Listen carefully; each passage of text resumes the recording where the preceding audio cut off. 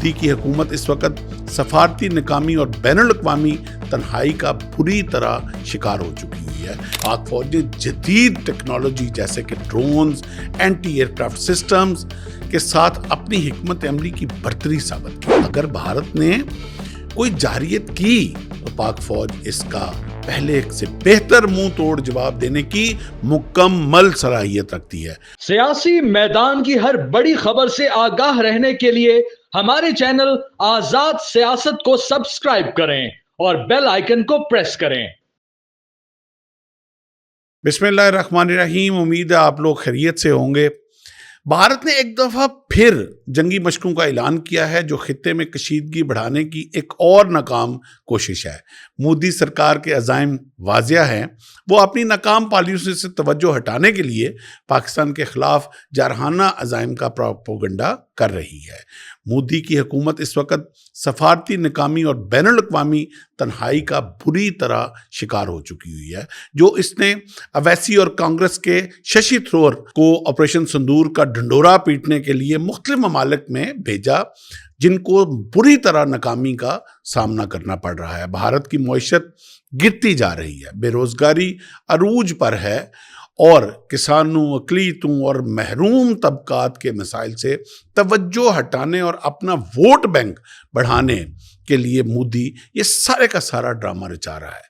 کشمیر میں انسانی حقوق کی پامالی اور عالمی سطح پر اس کی مذمت نے بھارت کو سفارتی طور پر مزید کمزور اور تنہا کر دیا ہے۔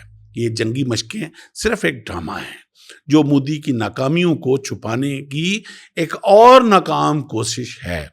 خاص طور پر پہلگام کے بعد بھارت نے جھوٹے پروپیگنڈے کے ذریعے پاکستان کو جس طرح مورد الزام ٹھہرانے کی کوشش کی، نام نہاد آپریشن سندور کیا، لیکن پاکستان نے اس کا آپریشن بنیان المرصوص کے ساتھ منہ توڑ جواب دیا۔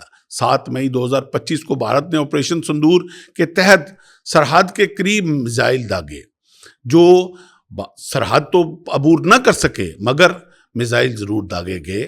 پاک فضائیہ نے اس کے جواب میں 3 رافیل، 1 Su-30 اور 1 MiG-29 سمیت 5 بھارتی جنگی طیاروں کو مار گرایا، جو بھارت کے لیے کمر توڑ دھچکا تھا۔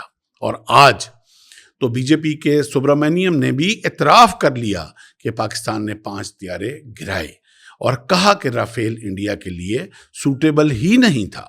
اسے کہتے ہیں ناچ نہ جانے آنگن ٹیڑھا، اسے کہتے ہیں bad workman calls with his tool. اس واقعے نے نہ صرف بھارت کو فوجی صلاحیت پر سوالات اٹھائے بلکہ عالمی سطح پر اس کی ساکھ کو بھی شدید نقصان پہنچایا۔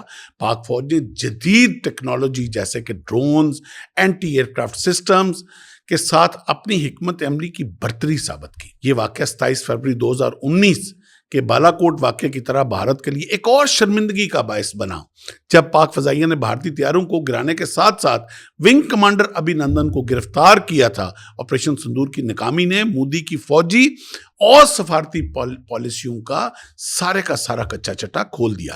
پاکستان کی تیاری ہر لحاظ سے ناقابل تسخیر ہے۔ پاک فوج ہر وقت ہر قسم کے حالات سے نپٹنے کے لیے تیار ہے۔ ہماری مسلح افواج جو دنیا کی بہترین افواج میں سے ایک ہیں، جدید ہتھیاروں، تربیت اور عزم سے لیس ہیں۔ JF-17 تھنڈر، 10C اور ڈرون ٹیکنالوجی جیسے شاہپار اور براک نے پاکستان کی دفاعی صلاحیت کو نئی بلندیوں تک پہنچایا ہے۔ پاکستان نے ہمیشہ امن کی بات کی ہے، لیکن اگر بھارت نے کوئی جارحیت کی تو پاک فوج اس کا پہلے سے بہتر منہ توڑ جواب دینے کی مکمل صلاحیت رکھتی ہے۔ آذربائیجان کی جانب سے پاکستان میں $2 ارب کی سرمایہ کاری کا اعلان ہماری سفارتی کامیابیوں کا منہ بولتا ثبوت ہے۔ وزیر اعظم اور فیلڈ مارشل کی قیادت میں پاکستان نے عالمی سطح پر اپنا مقام مضبوط اور ثابت کیا ہے۔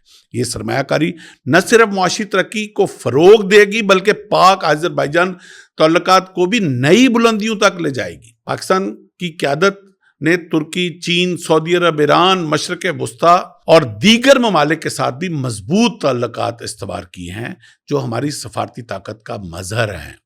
سی پیک جیسے منصوبوں نے پاکستان کو خطے میں ایک معاشی مرکز بنا دیا ہے، جبکہ مودی کی ناقص پالیسی نے بھارت کو معاشی اور سفارتی طور پر مکمل تنہا کر دیا ہے۔ پاکستان کا موجودہ نظام اب ڈیلیور کرنا شروع ہو گیا ہے، الحمدللہ۔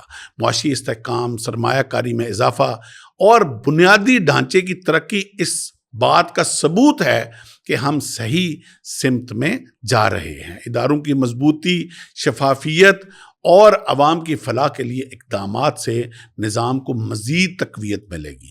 پاکستانی عوام کا اعتماد اپنی قیادت پر بڑھ رہا ہے اور یہ اعتماد ہماری ترقی کی بنیاد ہے، جبکہ بھارت میں مودی کی ناکام پالیسیوں نے عوام کا اعتماد کھو دیا ہے۔ پاکستان نہ صرف اپنی دفاعی تیاریوں میں مضبوط ہے بلکہ سفارتی اور معاشی محاذ پر بھی دنیا میں اپنا مقام بنا رہا ہے۔